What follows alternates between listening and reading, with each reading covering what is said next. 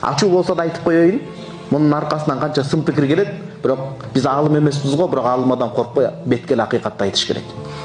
Бүгүнкү күндө аялдын укугу деп отуруп, феминизм күчөп, эркектер кордолуп башталып турду Кыргызстанда. Туугандар, жакшы күйөөңүздү эжеке айланайын. Мына айланайын деп айтайын. Карагыңыз болоюн деп айтайын. Секетиңиз кетейин деп айтайын. Айланайын эжеке, жеңе.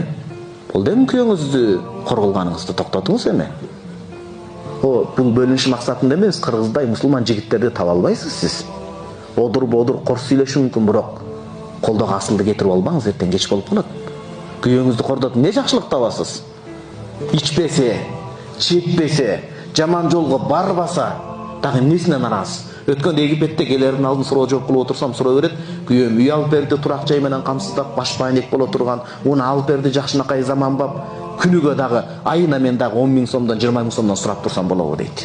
Бул жанагындай бузуку тренингтерге баргандардын таасири ушул да.